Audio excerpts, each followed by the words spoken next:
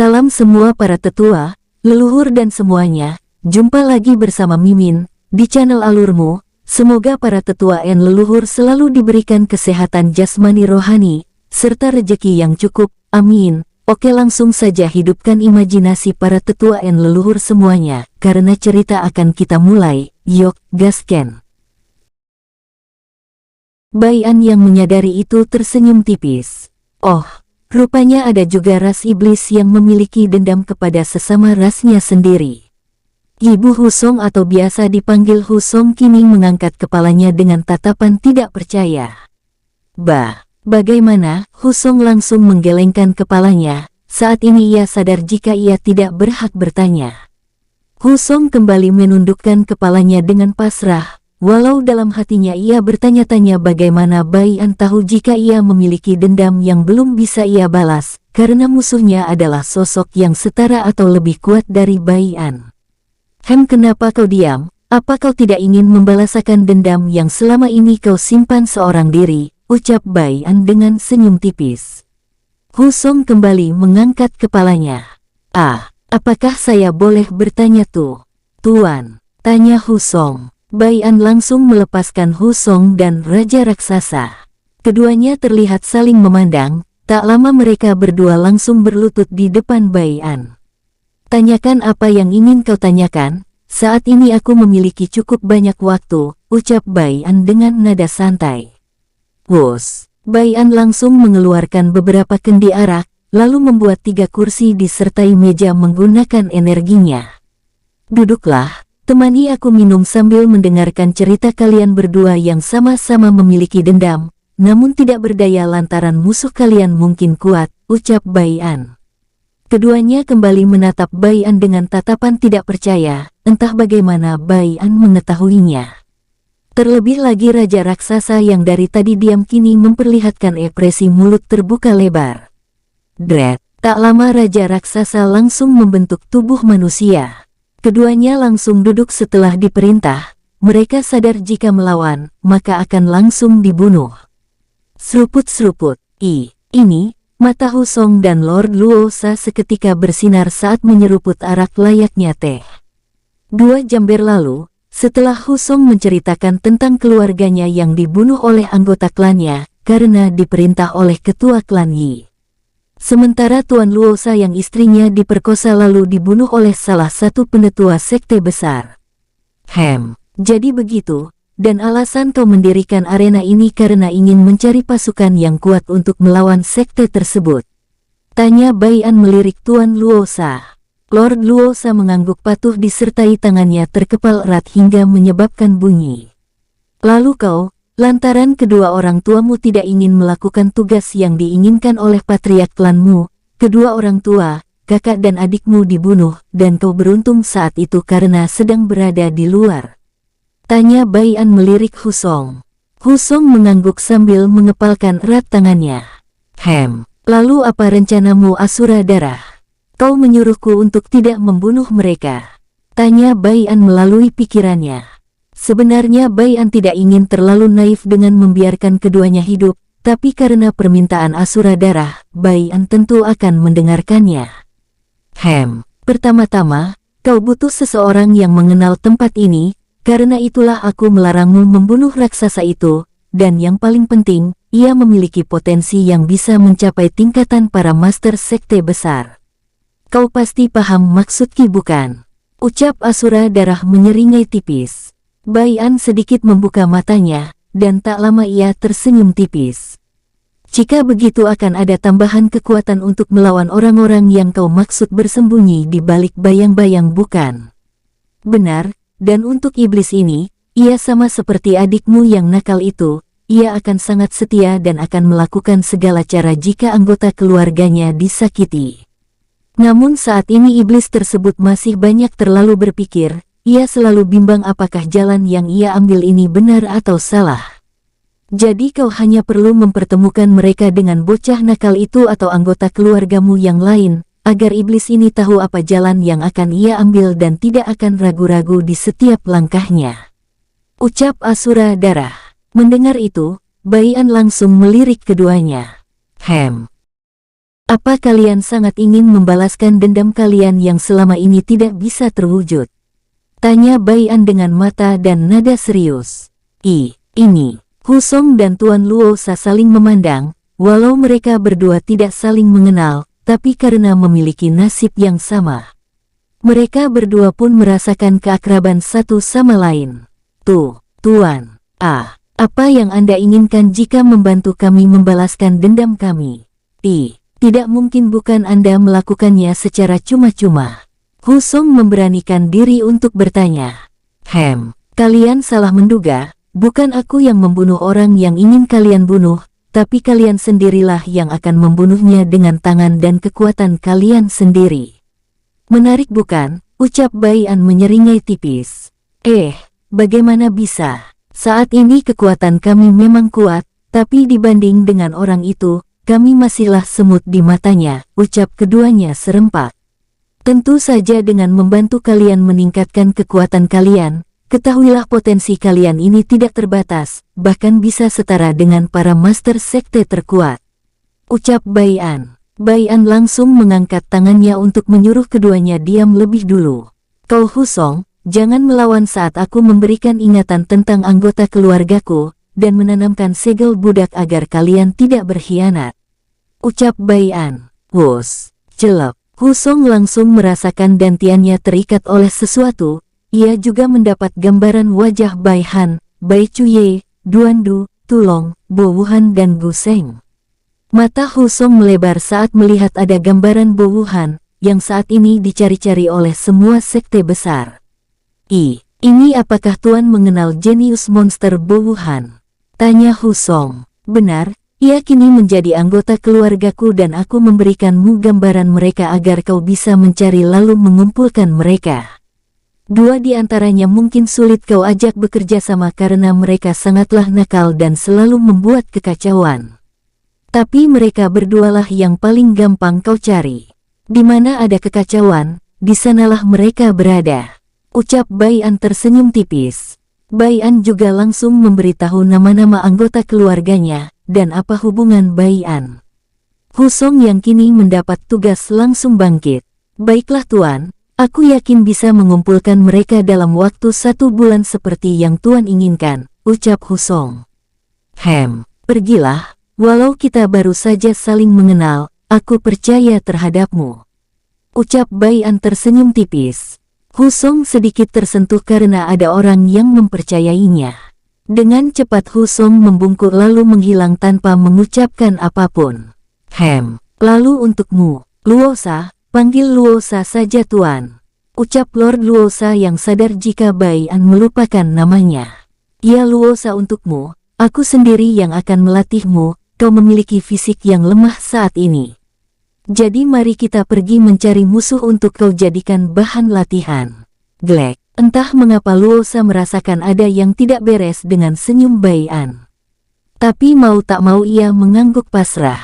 Wus wus. Wus wus. Bai An pun langsung menarik paksa Luosa ke arah kota yang memiliki hawa membunuh yang pekat, serta aura kematian yang padat. Hahaha, hahaha, hahaha. Terdengar sebuah tawa dari sekumpulan pemuda yang berjumlah kurang lebih 10 orang. Mereka dipimpin oleh seorang remaja yang terlihat berusia 17 tahun.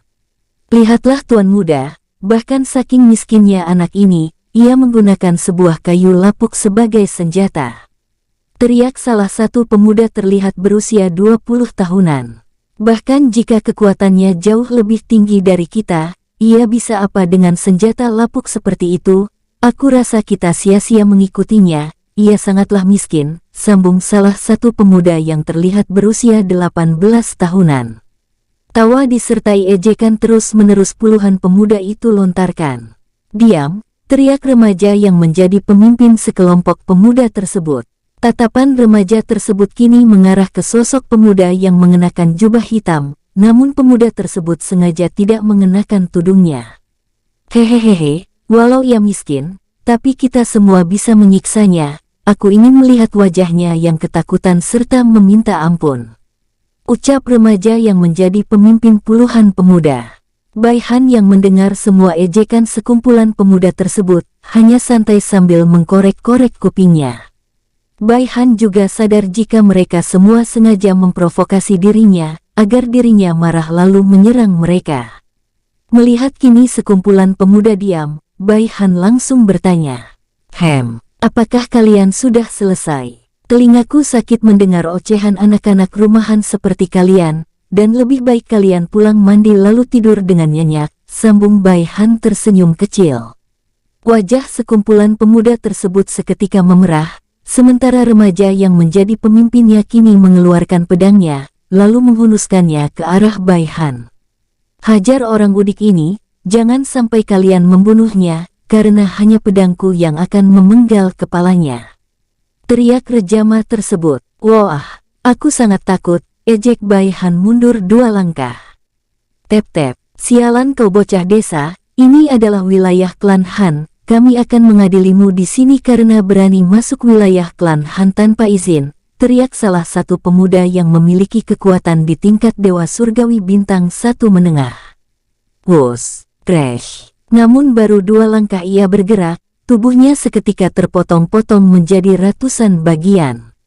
Sret. Semua pemuda yang ingin bergerak langsung berhenti dengan mata melotot, tak lama mereka semua langsung muntah saat melihat rekan mereka mati dengan cara mengenaskan.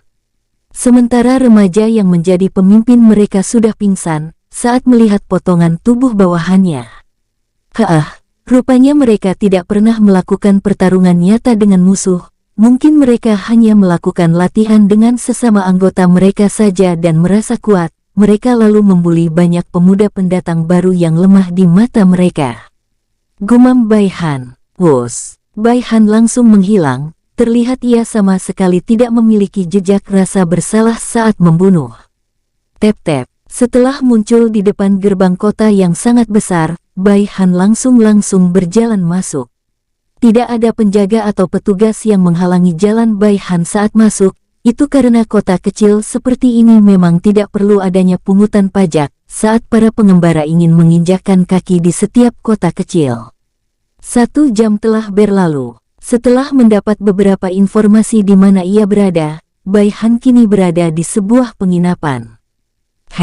Dimensi alam dewa ternyata ada 3, dulunya 1, namun karena terpecah menjadi 3 bagian, pusatnya berada di tengah-tengah yaitu dimensi alam surgawi. Sementara di sebelah timur bernama dimensi mixture dan sebelah barat bernama dimensi alam kegelapan, gumam Bai Han kini melihat peta yang ada di depannya. Saat ini aku berada di dimensi mixture, di wilayah utara tepatnya sekte besar yaitu sekte sisik naga. Sambung Bai Han mengangguk-angguk. Wilayah utara sangatlah luas dan ada 3 sekte besar di wilayah utara tersebut, sementara untuk sekte menengah ada puluhan dan sekte kecil ada ratusan.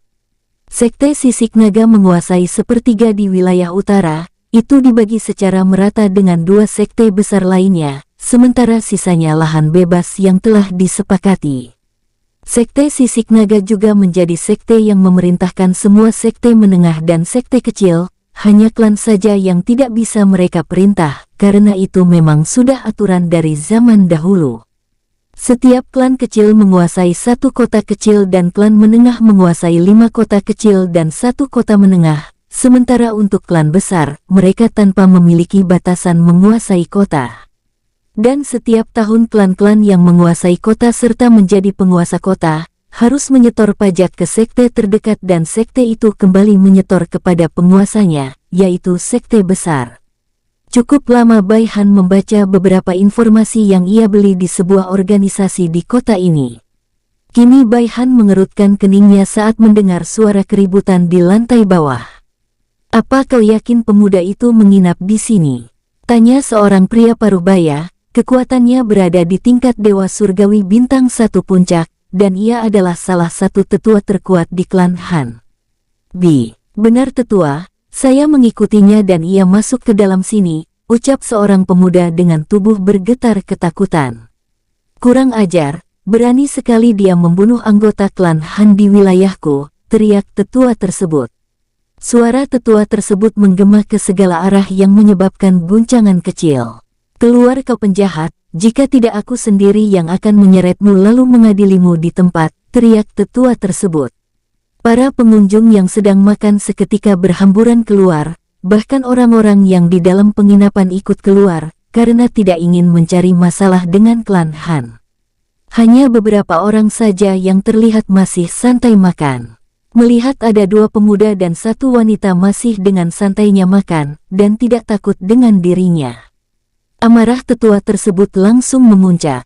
Berani sekali kau makan di saat aku sedang marah penjahat, teriak tetua tersebut melihat ke arah ketiga orang di depannya. Namun teriakan tetua tersebut dihiraukan, malah ketiganya semakin asik mengobrol sambil tertawa kecil. Tep-tep, bra, apa kalian tidak mendengar ucapanku? Hah, teriak tetua klan Han langsung menghancurkan meja tempat ketiganya makan. Wajah salah satu pemuda tersebut langsung berubah dingin, tatapannya kini mengarah ke tetua klan Han. Dret, tubuh tetua klan Han langsung berkeringat dingin. Beraninya kalian melawan, teriak tetua klan Han mencoba memberi ancaman. Ho, rupanya klan kecil ini sudah bosan hidup, ucap pemuda yang mengenakan jubah berwarna putih bermotif pedang dililit oleh naga di punggungnya. Nona, izinkan saya menghancurkannya. Orang tua tak tahu diri ini bersama klannya, ucap pemuda tersebut menundukkan kepalanya. Wanita itu hanya diam saja sambil membersihkan gaunnya yang kotor, akibat perbuatan tetua klan Han. Biarkan saja, mereka hanya klan kecil, ucap wanita tersebut langsung bangkit. Lebih baik kita pergi dari sini, tugas kita hanya tinggal 3 tahun lagi untuk mencari sekte tersebut, sambung wanita tersebut ingin melangkah pergi. Namun wanita tersebut langsung dihadang oleh tetua klan Han, kini matanya sudah memerah karena tidak dianggap dan direndahkan. Berani sekali jalang sepertimu mengabaikanku, ucap penetua Han disertai air liur menetes keluar dari sela-sela bibirnya, saat tak sengaja melihat 2 melon milik wanita bercadar tersebut. Wanita yang tak lain Liqian tersenyum tipis saat melihat pria parubaya yang ada di depannya.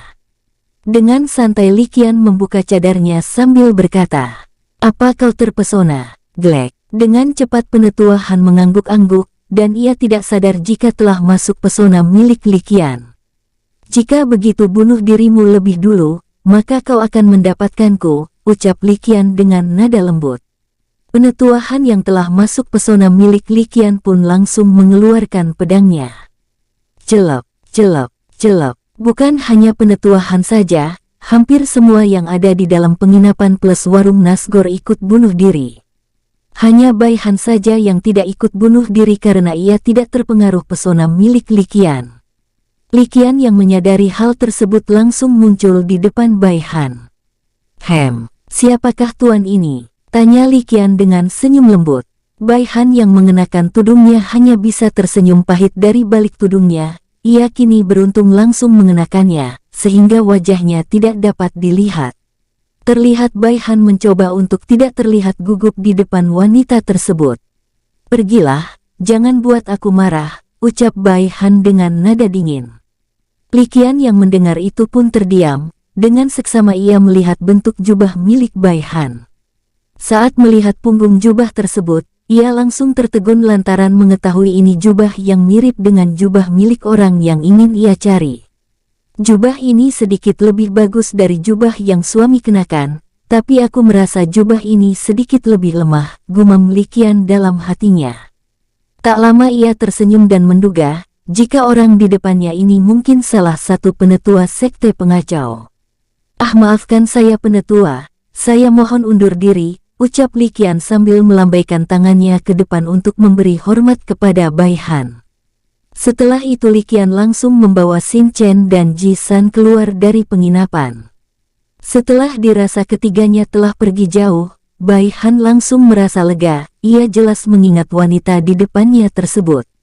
Ingatan yang diberikan oleh Gu Seng beberapa waktu lalu setelah invasi, masih jelas terekam di kepada Bai Han.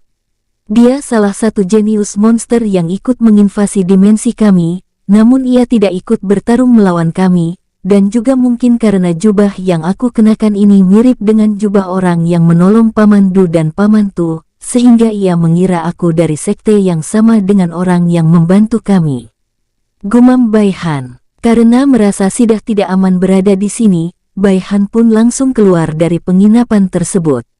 Saat keluar, ia mendengar banyak orang-orang berlalu lalang dengan wajah ketakutan, disertai gosip klan Han yang mengusik orang yang salah, sehingga klannya dihancurkan hingga ke akar-akarnya oleh salah satu pemuda yang maskulin.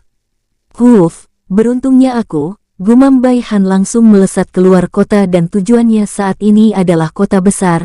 Ia merasa yakin jika salah satu keluarganya pasti berada di kota besar, dan tidak mungkin jika semua keluarganya tidak berada di dimensi mixture. Bai Han juga ingin ke kota besar untuk mencari beberapa informasi tentang keluarganya. Karena menurutnya di mana ada kekacauan atau keributan besar, di sanalah salah satu keluarganya berada. Dan apa yang Bai Han prediksi memang tepat. Saat ini Bo Wuhan sedang dikepung oleh beberapa jenius sejati dari sekte sisik naga, dan beberapa jenius klan besar yang rata-rata memiliki tingkat kultivasi dewa surgawi bintang 3 awal ke bawah. Hahaha, aku pasti akan diangkat menjadi murid master sekte, atau setidaknya penetua pertama jika mampu menangkapmu, ejek murid jenius sekte sisik naga. Ia adalah yang terkuat dari mereka semua yang ikut mengepung Bo Wuhan, yaitu Dewa Surgawi Bintang 3 awal. Sementara Bo Wuhan yang dikepung terlihat santai. Bahkan kini tubuhnya tak henti-hentinya bergetar hebat saking inginnya bertarung. Tak lama tatapan Bo Wuhan mengarah ke Duan Du yang bersembunyi di balik kegelapan lorong bangunan. Hehehe, ternyata sangat mudah memancing para idiot-idiot serakah ini, gumam Duan Du tersenyum lebar. Dengan adanya Wuhan di sisiku, aku akan menjadi semakin kuat sebelum bertemu kakak, sambung Duan Du langsung berubah menjadi bayangan. Duan Du muncul di samping Bo Wuhan. Apa kau mampu melawan orang-orang tua yang bersembunyi di balik awan itu? Tanya Duan Du melirik Bo Wuhan. Bo Wuhan langsung mengangguk dengan semangat. Bukannya senang, Duan Du malah memasang wajah jelek saat melihat wajah Bo Wuhan, yang mirip dengan pamannya Tulong jika sedang bersemangat. Dasar otak dongol, jangan berpikir dengan otot tapi berpikir dengan kepala. Jika kau tidak mampu melawan mereka, aku bisa membuat beberapa rencana untuk kita melarikan diri dari sini. Tapi jika bisa maka kita akan kacaukan seisi kota ini, dengus Duan Du. Bo Wuhan kembali mengangguk-angguk dengan wajah berseri-seri saat mendengar kata kacaukan. Hais, ingin rasanya aku belah kepalamu lalu lihat apa saja yang kau pikirkan, gumam Duan Du kini semakin kesal. Tapi Duan Du langsung sadar jika kecerdasan Bo Wuhan kini hanya 30% saja. Dasar bangsat, berani sekali kalian mengabaikan tuan muda ini, teriak jenius sejati dari sekte sisik naga yang dari tadi semua ucapannya tidak didengar. Duan Du yang dari tadi dibuat kesal oleh Bo Wuhan, langsung mengalihkan pandangan ke arah pemuda yang meneriakinya. Pemuda tersebut langsung menyeringai saat Duan Du kini menatapnya. Tapi tak lama tubuhnya terlempar ke jauh. Bom. Duan Du yang muncul dari bayangan milik pemuda itu langsung memukulnya sekuat tenaga. Kurang ajar, serang dia, teriak salah satu pemuda yang berasal dari sekte yang sama dengan pemuda yang Duan Du pukul. Duan Du seketika menyeringai kejam. Aku tak akan puas jika tidak membunuh kalian semua, ucap Duan Du. Blus. Tak lama ratusan bayangan keluar dari tubuh Duan Du. Wus. Dret. Bom. Pertarungan seketika meledak saat ratusan bayangan Duan Du menyerang orang yang mengepungnya. Duan Du juga muncul di depan pemuda yang ia pukul pertama kali. Dret. Dengan ganas Duan Du menginjak kepala pemuda tersebut. Kau akan diburu jika membunuh. Bam. Kepala pemuda tersebut langsung meledak, sebelum pemuda tersebut menyelesaikan ucapannya. Kurang ajar, berani sekali kau membunuh muridku yang paling berharga. Sebuah raungan menggelegar dari balik awan. Duan Du langsung menyeringai sambil mengacungkan jari tengahnya ke arah atas. Majulah kau, jangan banyak bacot, tantang Duan Du. Dret. Duan Du kembali bergerak cepat dan muncul di depan pemuda yang ia yakini murid sekte sisik naga. Mati kau biadab, teriak Duan Du dengan senyum provokasi. Bom. Tubuh pemuda tersebut langsung terlempar. Dret! Dengan cepat Duandu muncul di tempat murid sekte sisik naga yang ia pukul. Tangan Duandu langsung berubah menjadi bayangan. Bayangan penghisap energi, gumam Duandu. Wus! Tubuh murid sekte sisik naga langsung berubah menjadi abu hitam. Melihat apa yang dilakukan oleh Duandu, penetua sekte sisik naga dan beberapa tetua klan langsung berteriak. Dasar sialan, aku akan membunuhmu, teriak penetua sekte sisik naga dan beberapa tetua klan besar. Wus! Bom! Namun sebelum mereka sampai, tubuh mereka seketika terlempar. Hanya penetua sekte sisik naga saja yang terlihat mundur beberapa langkah. Kau, tunjuk penetua sekte sisik naga menunjuk Bo Wuhan. Kekuatan Bo Wuhan kini telah mencapai Dewa Surgawi Bintang 3 Puncak, sementara kekuatan penetua tersebut berada di tingkat Dewa Surgawi Bintang 4 awal. Ia cukup terkejut saat merasakan kekuatan Bo Wuhan setara dengan dirinya. Tapi ia seketika tersenyum saat sadar jika para tetua klan besar kini bersamanya.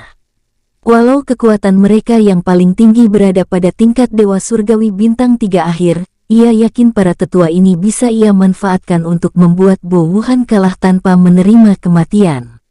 Hehehe, Bo Wuhan langsung memamerkan giginya, air liurnya kini berjatuhan ke jubahnya.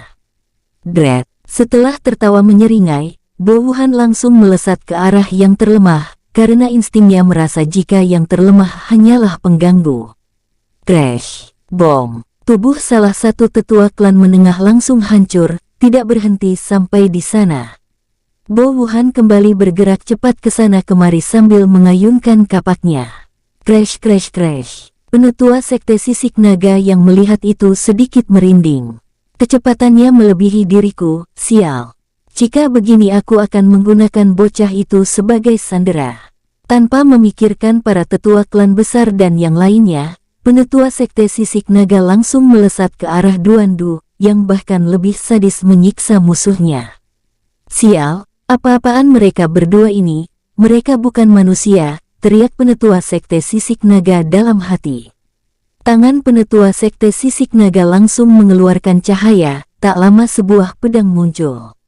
Wus! Tep-tep! Dengan cepat penetua sekte sisik naga menghentikan pergerakannya, saat melihat senyum Duandu yang mengarah ke arahnya.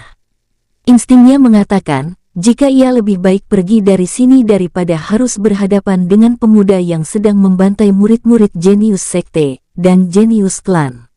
Entah mengapa kata hatinya kini jauh lebih takut kepada Duandu daripada Bo Wuhan. Sialan! Dia hanya bocah yang memiliki tingkat kultivasi Dewa Surgawi Bintang 2 akhir. Mengapa aku harus takut? Gumam penetua sekte sisik naga kembali bergerak. Duandu yang baru saja memukul musuhnya hingga terluka parah, kini menghisap energi musuhnya hingga menjadi abu hitam. Energi yang Duandu hisap ia kumpulkan di ruang jiwanya, dan niatnya ia ingin melakukan terobosan beruntun, setelah memanen semua energi musuhnya. Wung! Duar! Melihat serangannya hanya mengenai tanah, wajah penetua sekte sisik naga menjadi jelek. Tatapan penetua itu langsung beralih ke tempat di mana Duandu muncul. Hehehehe, tunggu giliranmu Pak Tua, ejek Duandu kembali menghilang. Dret! Duandu kembali muncul di depan beberapa musuhnya, yang telah dilumpuhkan oleh bayangannya. Wus! Wus! Dengan rakus Duandu menyerap energi puluhan semua musuhnya tanpa sisa. Sialan, berani sekali dua keparat ini mengabaikanku. Duar-duar. Karena tidak tahan, penetua sekte sisik naga langsung mengeluarkan semua auranya. Kota besar tempat mereka bertarung, tepatnya berada di wilayah pusat langsung hancur setengahnya. Duandu dan Bo Wuhan langsung mundur cukup jauh, saat melihat penetua sekte sisik naga mengamuk. Wajah keduanya langsung menyeringai saat merasa provokasi mereka telah berhasil. Hohohoho, walau kau idiot, aku tak menduga jika kau mendengar ucapanku juga. Yang menyuruh membunuh musuh dari yang terlemah lebih dulu, ejek Duandu melirik Bo Wuhan. Bo Wuhan hanya mengangguk-angguk sambil meneteskan air liurnya, disertai tubuh bergetar. Bam-bam. Pandangan Duandu beralih ke penetua sekte sisik naga saat melihat ia kini mendekat. Dan setiap kali ia melangkah, suara ledakan disertai guncangan terasa. "Apa kau siap?" ucap Duandu kembali melirik Bo Wuhan. Hem. Bo Wuhan hanya mengangguk lemas saat melihat apa yang ada di tangan Duandu. "Pegang punggungku, karena ini adalah awal kita akan diburu dan kau pasti akan lebih senang bukan, jika musuh yang jauh lebih kuat mendatangi kita," ucap Duandu menyeringai tipis. Bo Wuhan kembali bersemangat, dengan cepat ia memegang pundak Duandu. "Bam, sialan si idiot ini," gumam Duandu, lalu ia melirik ke arah penetua sekte sisik naga dengan senyum provokasi. "Hehehe, Pak Tua, kita akan bertemu lagi beberapa hari ke depan," kekeh Duandu. Blus, Duandu langsung menghancurkan token teleportasi yang ada di tangannya. Sementara penetua sekte sisik naga seketika melesat saat tahu jika Duandu akan melarikan diri. "Sialan, setelah membunuh semua murid dan tetua, kau ingin kabur? Tidak akan kubiarkan," teriak penetua sekte sisik naga. Dret, percikan api langsung muncul dari sisi pedang milik penetua sekte sisik naga. "Matilah kau kurap," teriak penetua tersebut langsung mengayunkan pedangnya setelah berjarak 20 meter dari Duandu dan Bo Wuhan. "Dadah Pak Tua," ejek Duandu. Slas, bom, duar. Tebasan yang berelemen api dan hukum api dari penetua sekte sisik naga terlihat membuat jurang yang cukup dalam dan panjang. Bahkan saking panjangnya, bekasnya terlihat sampai ke luar kota. Wajah penetua sekte sisik naga seketika berubah jelek dari waktu ke waktu. Dari sekian banyak orang yang datang bersamanya, hanya ia saja yang masih hidup. Ini adalah penghinaan baginya. Baru kali ini ia merasakan terhina seperti ini. Wus-wus. Tak lama setelah kepergian Duandu dan Bo Wuhan, beberapa ahli dari berbagai klan besar dan sekte menengah datang ke tempat terjadinya pertarungan. Ada juga 2 ahli dari sekte sisik naga muncul di samping kiri kanan penetua sekte sisik naga. Ini, apa yang sebenarnya terjadi? Tidak mungkin jika kalian semua bertarung melawan Bo Wuhan seorang bukan? Tanya penetua sekte sisik naga dengan jubah biru hitam. Dan juga, di mana para murid yang datang bersamamu? Sambung penetua berjubah biru hitam. Tentu mereka tidak tahu jika para murid sekte dan klan sudah dibuat menjadi abu oleh Duandu, dan mungkin mereka tak akan percaya jika mendengar ceritanya saja, tanpa melihatnya dengan mata kepala sendiri. "Mereka semua mati," ucap penetua sekte sisik naga yang menjadi lawan Duandu. Nada suaranya sangatlah dingin disertai kebencian. Mendengar itu, kedua penetua tersebut membelalakkan matanya. Bukan hanya mereka saja, bahkan semua penetua sekte tingkat menengah dan tetua klan besar ikut membelalakkan mata tak percaya. "Jangan bicara omong kosong penetua Sung," ucap penetua berjubah biru hitam. Dret, jauh dari wilayah kota-kota besar, muncul lubang berwarna hitam di langit-langit. Tep, tak lama Duandu dan Bo Wuhan muncul dengan seringai lebar. "Hohoho, aku tak menyangka akan melakukan hal seperti kotor ini," ucap Duandu kini melihat hampir ratusan cincin penyimpanan berwarna biru muda melayang di depannya. "Jika Kakak Tian tahu, ia pasti akan marah besar karena caranya aku ikuti dalam menjarah harta musuh," sambung Duandu langsung menyimpan semua cincin penyimpanan yang ia dapat dari para murid dan tetua berbagai klan. Tatapan Duandu pun beralih ke Bo Wuhan. Bagaimana cara untuk meningkatkan kekuatanmu ya?" ucap Duandu kini memegang dagunya. "Dengan cara menghisap energi yin," ucap Bo Wuhan datar. Mendengar itu, wajah Duandu berubah memerah. "Aku tak mau tahu, jangan pernah melakukan hal seperti itu lagi, jika tidak maka aku akan menyuruh kakakku menyiksamu," ancam Duandu. Tubuh Bo Wuhan langsung ambruk. Ia dengan cepat bersujud di depan Duandu.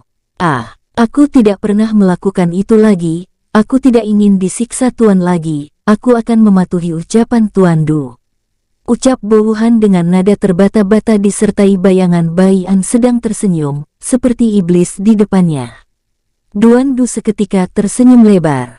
"Hehehe, kini aku tahu cara untuk memanfaatkannya dengan lebih mudah," gumam Duandu tertawa dalam hati. Saat ini kita ada di wilayah pegunungan klan Elf, gumam Duandu mengalihkan pandangan ke arah peta dan area sekitarnya. Bo Wuhan, kau jaga aku dulu, aku ingin meningkatkan kekuatanku sebentar, jangan biarkan ada yang mengganggu. Jika ada yang memaksa, maka bunuh saja. Ucap Duandu langsung duduk di sembarang tempat. Mata Duandu langsung terpejam lalu mencoba mencerna semua energi yang ia dapatkan dari hasil bertarung tadi. Blus, tak lama tubuh Duandu langsung mengeluarkan uap hitam. Bo Wuhan langsung mundur ke tempat yang cukup aman, sembari mengedarkan kesadarannya. 3 hari setelah peristiwa pertarungan Duandu dan Bo Wuhan, kini di wilayah barat, tepatnya di sebuah bangunan yang luas, terlihat sosok pemuda kekar berdiri di depan sekte tingkat menengah. Terlihat jelas otot-otot pemuda tersebut kekar dan berurat, terlebih ia saat ini tidak mengenakan jubah atau pakaian di tubuh atasnya. Hahaha, yang mulia ini telah datang menagih hutang. Seketika tawa lantang dari pemuda yang tak lain Tulong, kini menyebabkan seluruh wilayah sekte tingkat menengah berguncang. Semua murid sekte yang hanya memiliki di bawah tingkat kultivasi Dewa Surgawi Bintang 2 awal, langsung ambruk disertai mengeluarkan darah dari mata, hidung, telinga dan mulut. Tidak ada yang menyangka jika peningkatan Tulong yang tercepat dari semua keluarganya. Hanya dalam kurun waktu 5 hari, Tulong sudah mencapai Dewa Surgawi Bintang awal. Namun terlihat juga usaha Tulong tidaklah mudah. Di seluruh tubuhnya banyak sekali bekas sayatan berbagai senjata. Dret, kurang ajar, berani sekali kau membuat kekacauan di sekte. Wus, Srek, Tulong muncul langsung mencengkram erat kepala salah satu yang ia yakini penetua sekte. Hehehe, apa kau tidak dengar jika yang mulia ini datang menagih hutang, kekeh Tulong. Hutangnya adalah hutang nyawa, sambung Tulong menyeringai dingin. Prak, bam. Kepala penetua tersebut langsung pecah, darahnya langsung berserakan ke tubuh dan wajah Tulong. Darah pertama, ucap Tulong langsung mengangkat tangan kirinya ke atas. Tak lama tangan kiri Tulong berubah menjadi cakar pedang. Tatapan Tulong mengarah ke sekumpulan orang tua yang kini melesat ke arahnya, dan ada sosok yang Tulong tahu, ia adalah master sekte tersebut. Teknik tubuh naga sejati, pedang cakar naga. Ucap Tulong langsung mengayunkan lengan kirinya ke arah sekumpulan ahli tersebut. Blus, goar. Tak lama muncul bilah energi berbentuk naga kecil lalu melesat ke arah musuh. Master sekte dan para penetua langsung menghentikan langkah mereka. Dengan cepat Master sekte berteriak, "Buat formasi, serangan ini sangat kuat," teriak Master sekte merasakan jika kematian menjemputnya jika gegabah. Semua penetua sekte langsung menggabungkan seluruh kekuatan mereka, termasuk dengan master sekte tingkat menengah tersebut. Blus, sebuah persiai berwarna coklat langsung muncul dalam bentuk bundar.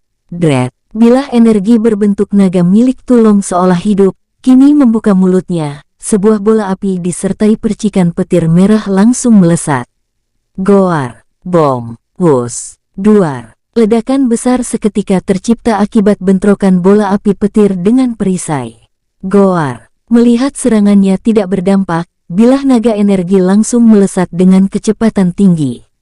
2 tanduk di kepalanya langsung ia hantamkan ke perisai tersebut.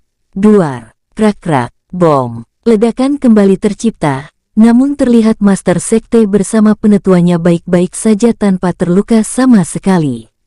Manusia bodoh itu mungkin telah kehabisan energinya, ayo jangan hilangkan kesempatan ini untuk membunuhnya sebelum ia melarikan diri lagi. Teriak master sekte tingkat menengah tersebut disertai seringai kejam. Aku bukan orang yang sama saat pertama kali muncul di sini, ucap Tulong dengan suara dingin. Tidak ada yang menyadari kedatangan Tulong, kini ia berada di belakang master sekte tingkat menengah. Darah kedua, ucap Tulong mengayunkan lengan kirinya. Crash! Kepala master sekte langsung terpisah dari tubuhnya. Terlihat mata master sekte itu melotot tak percaya jika ia mati dengan mudah, tanpa melakukan perlawanan walau ia berada di tingkat Dewa Surgawi Bintang 4 menengah. Sret! Sebelum kepala master sekte terjatuh, lengan kiri Tulong langsung menusuk kepalanya. Setelah itu ia masukkan ke dalam cincin penyimpanannya. Tak lama tatapan Tulong mengarah ke semua penetua sekte yang kini menerjang ke arahnya. Hehehe, ingin melawan yang mulia ini dengan kekuatan seperti itu, ejek Tulong. Krak-krak, tak lama tubuh Tulong mulai berubah ke mode berserk sempurna. Akan yang mulia ini tunjukkan apa itu kekuatan mutlak, ucap Tulong mengangkat kepalanya dengan sombong. Jika Duandu melihatnya, ia pasti akan berkomentar pedas disertai mengejeknya. Beruntung Duandu tidak berada di sini. Teknik jiwa naga, raungan jiwa kehampaan, goar. Seketika semua penetua itu berhenti karena merasakan jiwanya terkoyak-koyak oleh sesuatu yang tidak mereka tahu. Tulong pun langsung bergerak cepat mengayunkan lengan kirinya. Crash crash crash. Dalam waktu 1 menit, semua penetua tersebut mati dengan kepala terpisah. Tulong juga terlihat mengumpulkan semua kepala penetua tersebut. Dret, tak lama tubuh Tulong berubah menjadi sosok naga setinggi 10 meter. Tulong sengaja mengubah dirinya menjadi sekecil mungkin dalam wujud naganya. Krak-krak, dengan santai Tulong langsung mengunyah semua kepala master sekte beserta para penetuanya. Dret-dret, setelah memakannya, Tulong langsung menyusut ke wujud manusianya. Sialan. Ternyata semua murid sekte ini telah mereka bunuh untuk meningkatkan kekuatan mereka, gumam Tulong memasang wajah kesal. Jika begitu, yang mulia ini akan menuju ke kota itu untuk menagih hutang klan yang ikut menyerangku saat pertama kali aku muncul. Wajah Tulong seketika tersenyum menyeringai lebar. Crash! Lengan kanan Tulong langsung merobek ruang di depannya, tak lama celah muncul di depannya. Wus! Tulong langsung menghilang dalam sekejap setelah memasuki ruang hampa. Walau Tulong tidak mampu menguasai hukum ruang seperti Baian, tetap saja untuk ahli seperti Dewa Surgawi Bintang 1 sampai seterusnya, mampu merobek ruang yang ada di sekelilingnya. Namun mereka tidak bisa memanipulasinya seperti seseorang yang telah menguasai hukum ruang. Itulah kelemahan dari seseorang yang tidak bisa menguasai hukum ruang. Dret! Tulong muncul di depan kota Long. Mata Tulong seketika berubah menjadi sedikit ganas saat mengingat dirinya yang bangun di saat pertama kali muncul di dimensi ini. Dirinya yang bangun pada saat itu diikat lalu disiksa oleh ketua klan karena mengira dirinya adalah mata-mata dari wilayah utara lantaran tidak mau bicara. Ketua klan mengundang klan tingkat menengah dan sekte tingkat menengah agar untuk membuat dirinya bicara. Penyiksaan demi penyiksaan Tulong rasakan pada saat itu, beruntung dirinya memiliki kekuatan tubuh di luar akal sehat, sehingga ia mampu bertahan dan berhasil melarikan diri saat orang-orang tersebut lengah. Kalian semua yang terakhir, yang mulia ini tidak akan mengampuni kalian dan akan memakan semua anggota tubuh kalian, ucap Tulong. Krak-krak, perlahan-lahan tubuh Tulong mulai membesar ke bentuk naga. Blus! Aura Tulong juga langsung merebes keluar membuat udara di kota Long menjadi mencekam. Para penduduk yang melihat sosok naga yang sangat besar, kini mulai berlarian keluar kota karena sadar kota Long pasti akan hancur. Banyak dari penduduk kota Long tersadar akan hancurnya kota ini tidak lama lagi, itu karena sangat banyak sekali musuh dari pemimpin kota dan klan ini, yang selalu membunuh dan mencari musuh. Goar! Langit seketika bergemuruh saat sebuah suara raungan naga terdengar. Jeder-jeder, tak lama petir bermunculan disertai langit berubah menjadi gelap. Ger, Tulong langsung memperlihatkan giginya yang sangat besar. Tak lama pandangannya mengarah ke penduduk kota yang sudah mulai berhamburan keluar melalui pintu utara. Tulong sama sekali tidak mempermasalahkannya, tapi saat ia melihat anggota klan Long juga ikut menyelinap. Mata Tulong langsung bersinar lalu menembakkan ratusan cahaya. Wus, wus, crash crash, art. Jerit teriakan seketika menggema di setiap anggota klan Long. Tidak akan ada klan Long yang boleh pergi dari kota ini. Di sini adalah kuburan kalian semua, ucap Tulong terdengar menggema ke seluruh kota Long. Tubuh Tulong juga menutupi seluruh area kota Long, yang menyebabkan kota menjadi gelap gulita. Sementara di pusat kota, kediaman klan Long, kini semua anggota klan Long, Ketua Long bersama para tetuanya terlihat ketakutan. Walau kekuatan klan Long hampir menyamai sekte tingkat menengah, tapi tetap saja mereka kini ketakutan, terlebih lagi mereka telah mendengar berita sekte pedang formasi telah hancur.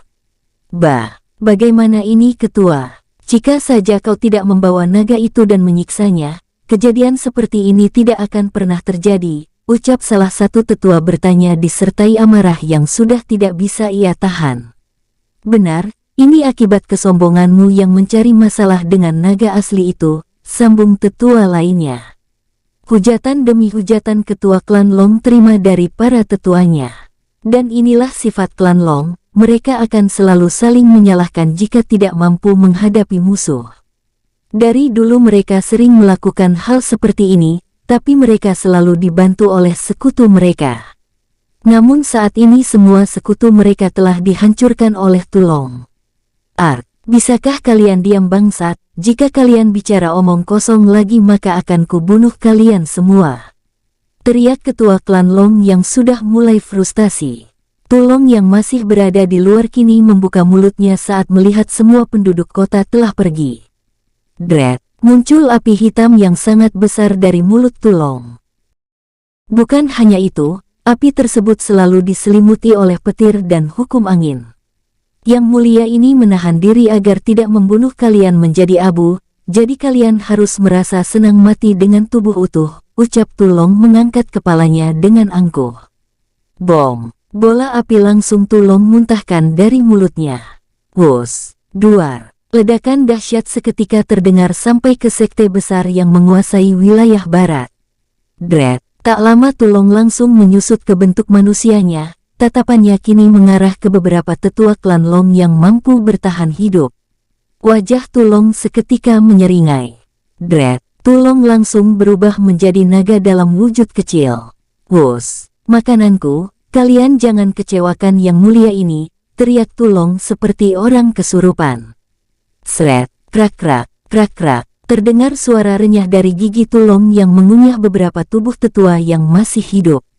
Tep-tep. 1 menit berlalu, tubuh Tulong yang telah kembali ke wujud manusianya kini menjarah semua harta yang ada di kota Long. Bukan hanya itu saja, semua mayat pun ia kumpulkan untuk dijadikan makanannya. Wung! Sebuah dengungan keras terdengar disertai lubang hitam muncul di langit. Tatapan Tulong mengarah ke atas, ia juga langsung waspada saat merasakan hawa keberadaan yang sangat kuat dari dalam lubang tersebut. Beraninya naga kecil seperti dirimu membuat masalah di wilayah sekte pedang cahaya. Sebuah suara mengerikan seketika terdengar dan langsung menusuk ke telinga Tulong. Dewa Surgawi bintang 5 menengah, gumam Tulong memasang wajah serius.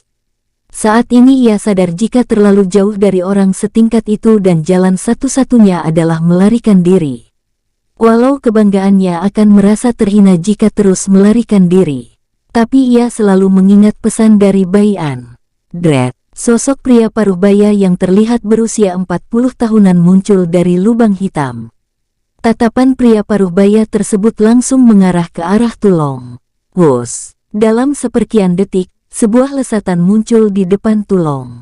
Karena instingnya dalam pengalaman bertarung hidup dan mati, Tulong dengan cepat mengangkat lengan kirinya. Bom! Tubuh Tulong langsung terjatuh hingga membuat kawah layaknya jurang.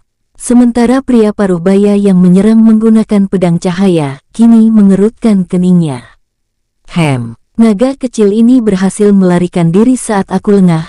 Aku juga tak menyangka jika ia menggunakan token teleportasi tingkat surgawi, gumam pria paruh baya yang biasa dipanggil penetua pertama di sekte pedang cahaya. Wung! Uhuk! Tulong yang muncul di tempat yang tidak ia ketahui, langsung memuntahkan banyak darah dari mulutnya. Walau begitu, bukannya merasakan rasa sakit, ia malah tersenyum lebar. Tunggu aku sekte pedang cahaya, yang mulia ini akan datang menagih hutang suatu saat nanti, ucap Tulong. Kemana lagi aku akan mencari tuan muda? Gumam Guseng langsung bangkit dari puncak ranting pohon yang telah berguguran. Ini sudah 1 minggu aku berkeliling di wilayah selatan ini, dan hampir semua aku jelajahi, dan yang belum aku datangi adalah kota itu, kota di mana tempat semua penjahat berkumpul, gumam Gu Seng melirik ke arah seberang puncak gunung. Kota kematian, kota ini dinamakan seperti itu karena angka korban jiwa di kota itu yang paling banyak di daratan mixture ini, tapi anehnya banyak sekali orang-orang dari berbagai ras mendatangi kota itu, gumam Gu Seng. Dikabarkan jika kota ini tidak termasuk semua wilayah, kota ini adalah kota tanpa tuan, tapi karena sangat dekat dan bahkan berada di area selatan, kota ini menurutku masuk wilayah selatan.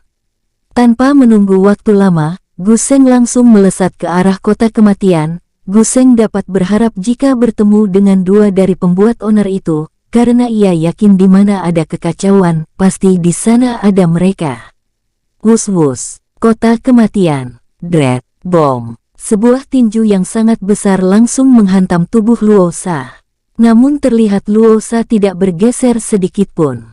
Apa hanya segini kemampuanmu? Ucap Luo Sha melirik ke arah iblis setinggi 3 meter dengan tubuh yang kekar. Mata iblis tersebut bersinar lantaran merasa terhina. Kurang ajar, aku akan menghancurkan wajah sombongmu itu, teriak iblis tersebut langsung mengayunkan lengan kirinya ke arah wajah Luo Sha. Bam! Dengan santai tangan kiri Luo Sha menangkap tinju iblis tersebut. Aura dari Luo Sha juga ikut keluar karena ia saat ini sedang marah. Kau tahu, aku paling benci jika wajahku dipukuli, terlebih oleh iblis lemah seperti dirimu, ketahuilah tempatmu, ucap Luo Sha langsung mengeratkan cengkramannya. Krak-krak, art. Seketika tulang-tulang jari iblis tersebut langsung remuk, tidak berhenti sampai di sana, kaki Luo Sha mengarah ke lutut iblis tersebut. Wus, bam, berlutut kau sampah. Ucap Luo Sha kini langsung mengangkat kepala iblis tersebut, tak lama pandangan Luo Sha mengarah ke semua penonton. Saat ini Luo Sha berada di arena pertarungan hidup dan mati, yang jauh 10 kali lipat lebih besar dari arena miliknya, yang ia bangun di wilayah selatan dulu. Bunuh, bunuh, bunuh, bunuh, bunuh. Mendengar itu pandangan Luo Sha mengarah ke tuannya, ia juga sedikit ngeri saat melihat wajah tuannya. Dan saat melihat Bai An diam saja, Luo Sha langsung menggerakkan kedua tangannya. Prak, kepala iblis tersebut langsung berputar 3 kali, kini wajah iblis tersebut mengarah ke belakang. Brok, wah wah, teriakan seketika menggema saat iblis tersebut mati dengan kepala terbalik. Tep-tep, 17 kemenangan beruntun dari Tuan Luo Sha, apakah ada di antara kalian yang ingin melawan Tuan Luo Sha?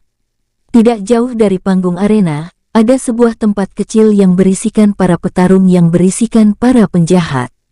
Kebanyakan dari mereka yang bosan akan datang ke sini demi tujuan membunuh, ada juga yang sulit mencari uang datang ke sini, karena menurut mereka lebih mudah mendapatkan uang hanya dengan membunuh. Berbagai alasan para penjahat ini lontarkan, tapi hanya 2 yang pasti, mereka suka membunuh dan haus akan darah. Itu dapat terlihat dari wajah mereka serta niat membunuh yang tidak mereka tekan. Dan yang kedua, mendapat uang di kota ini jauh lebih mudah karena kota ini tidak memiliki aturan, yang kuatlah yang bertahan dan yang lemah akan mati kapan saja. 5 menit berlalu, tidak ada dari para penjahat mau maju, Tuan Luo Sha pun langsung berjalan ke arah bagian pendaftaran. Tep-tep, mana bagianku, ucap Tuan Luo Sha datar. Petugas yang mengurus arena bagian keuangan langsung melemparkan cincin penyimpanannya ke arah Tuan Luo Sha. Tep, setelah menangkapnya, Tuan Luo Sha langsung berjalan keluar. Cukup lama Luo Sha berjalan menjauhi arena, kini Tuan Luo Sha langsung menghentikan langkahnya. Apa kalian akan terus bersembunyi seperti tikus-tikus sampah, ucap Tuan Luo Sha mendengus dingin.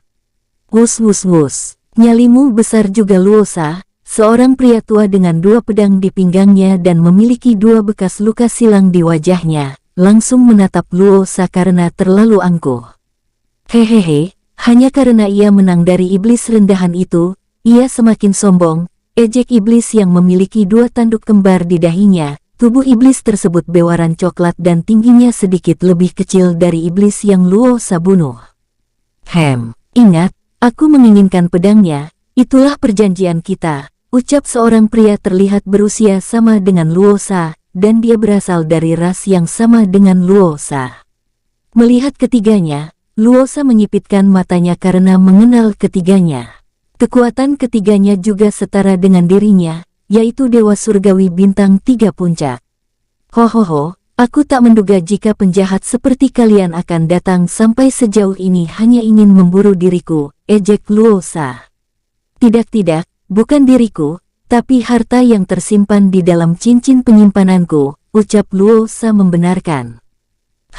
Jangan banyak bicara, serahkan semua yang kau punya maka aku akan memberikan kematian yang...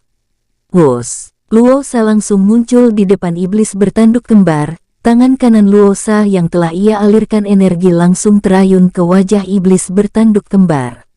Kurang ajar, kau menginginkan kematian yang menyakitkan rupanya, teriak iblis bertanduk kembar langsung menyilangkan kedua tangannya. Bam, bom, duar. Tubuh iblis bertanduk kembar langsung terlempar menabrak salah satu bangunan hingga hancur. Pria tua yang memiliki bekas luka di wajahnya sedikit terkejut saat melihat kekuatan tinju Luosa, dan kini ia sadar jika Luosa menahan diri selama di arena. Sial, mati kau, teriak pria tua tersebut langsung bergerak sambil mengayunkan kedua pedangnya yang telah ia genggam.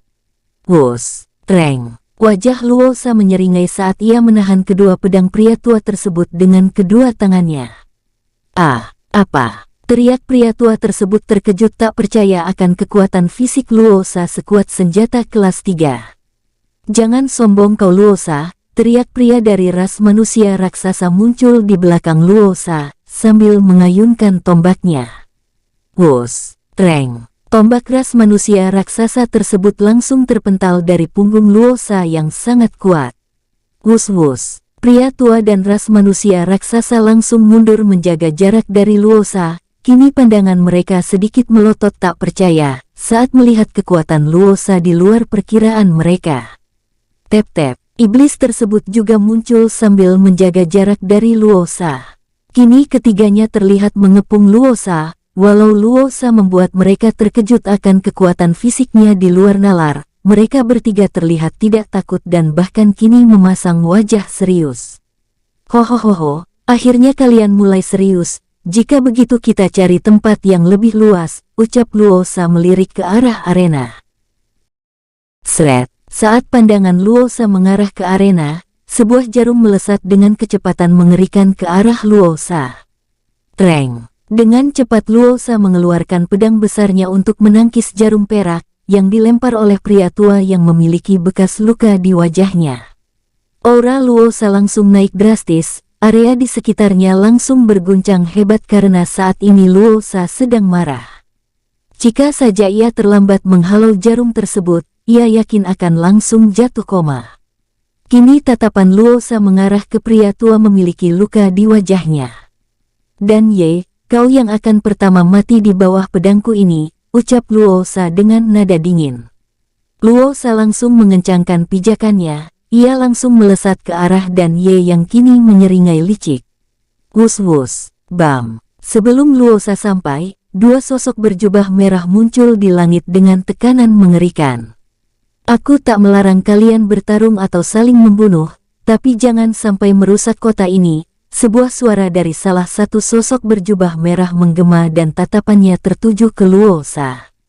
Luosa yang ditekan oleh kedua orang tersebut hanya terdiam, sambil menatap tajam penjaga kota kematian ini. Ia sama sekali tidak takut dengan keduanya, karena ada sosok yang lebih mengerikan menurutnya dari keduanya. Penjaga kota kematian, jangan ikut campur kalian, ini masalahku dengan mereka bertiga, ucap Luosa dengan nada dingin. Salah satu dari kedua orang berjubah merah langsung menaikkan sebelah alisnya, ia adalah sosok yang ditakuti di kota ini. Kekuatannya adalah yang terkuat sebagai penduduk tetap, yaitu Dewa Surgawi Bintang 5 awal dan orang di sebelahnya pun sama, namun ia baru saja menerobos ke Dewa Surgawi Bintang 5 awal. Keberanianmu sudah di luar batas Luosa, aku sarankan kau menjauh dari kota ini jika kau ingin melakukan pertarungan, ucap sosok berjubah merah kini mengeluarkan auranya yang jauh lebih besar, dan mengarah ke Luosa. Blus, dret. Sebagian dari kota kematian seketika berguncang hebat, Luosa dan ketiga musuhnya langsung terjatuh. Terlihat Luosa berusaha menahan pijakannya agar ia tidak jatuh berlutut, sementara ketiga musuhnya telah jatuh berlutut. Tidak jauh dari tempat mereka, Bai An yang sedang menggoyangkan gelas berisi arak, kini menatap ke arah kedua sosok berjubah merah. Bukan mereka yang terkuat di kota ini, masih ada yang bersembunyi. Ia adalah pemimpin yang menjaga bangunan kota ini tetap aman, gumam Bai An dengan santai. Pandangan Bai An lalu mengarah ke Luosa. Walau orang ini sedikit lebih cerdas dari Tulong, tapi temperamennya sangat buruk sehingga ia sama saja dengan Tulong, bahkan jauh lebih buruk. Ucap Bai An menghela nafas berat. Bertambah satu orang yang suka mencari musuh, walau ia tidak sadar akan hal tersebut. Kelakuan merekalah yang membuat orang-orang memusuhi mereka. Bai An menghilang dari tempatnya.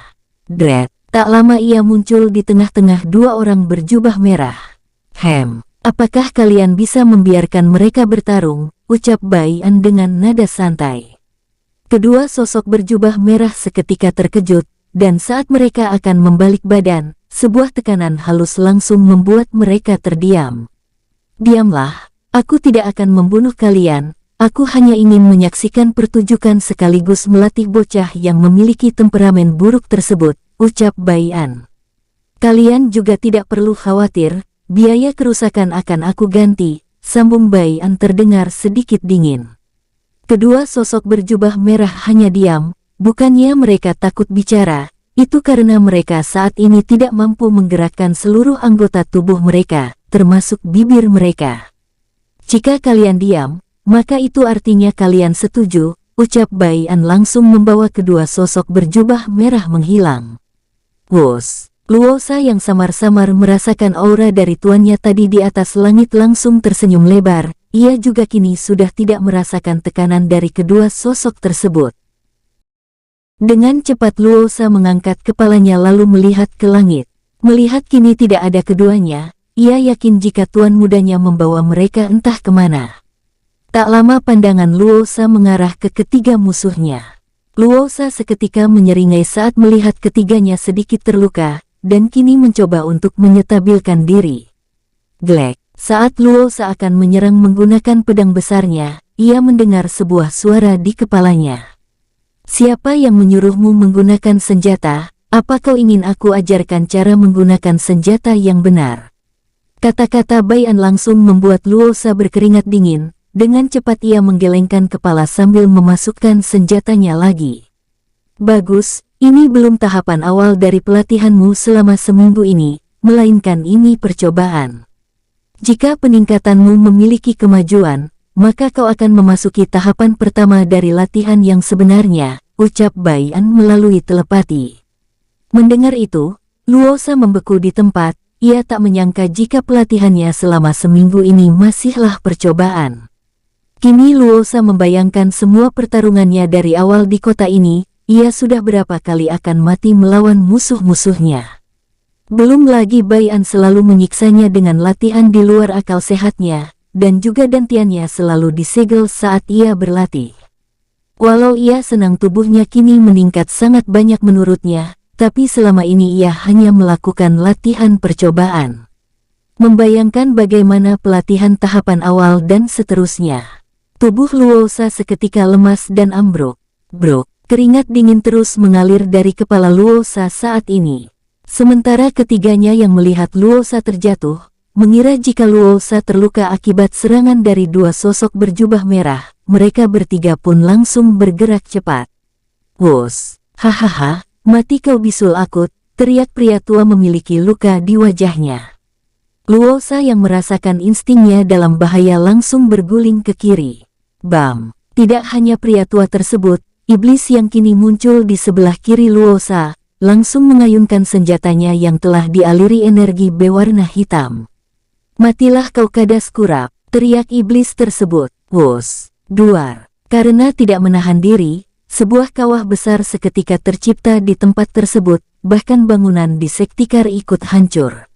Terlihat juga banyak sekali penjahat menonton kejadian tersebut, namun tidak ada dari mereka yang berniat ikut membantu. Melainkan semua dari mereka memiliki rencana licik. Saat pertarungan berakhir mereka berniat menjarah semua harta keempatnya.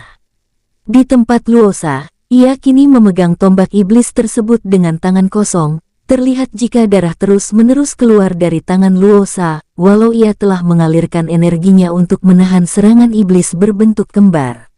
Ini semua gara-gara kalian, aku akan membunuh kalian semua tanpa menyisakan sedikitpun anggota tubuh. Teriak Luosa langsung marah. Luosa berpendapat jika bukan karena ketiganya, ia tidak akan dihukum oleh tuan mudanya, dan Luosa mengira dirinya lemah sehingga dihukum oleh tuannya. Wong, krak-krak, aura Luosa seketika naik drastis bersamaan dengan tubuhnya mulai membesar, mata Luosa juga memancarkan mata merah darah. Bersambung, terima kasih untuk semua para tetua, leluhur semuanya yang sudah setia bersama alurmu. Jangan lupa juga jauhi permainan 4 psikiater yang menyesatkan, agar keluarga para tetua tetap aman dari masalah. Kita lanjut episode selanjutnya ya, hehehehe.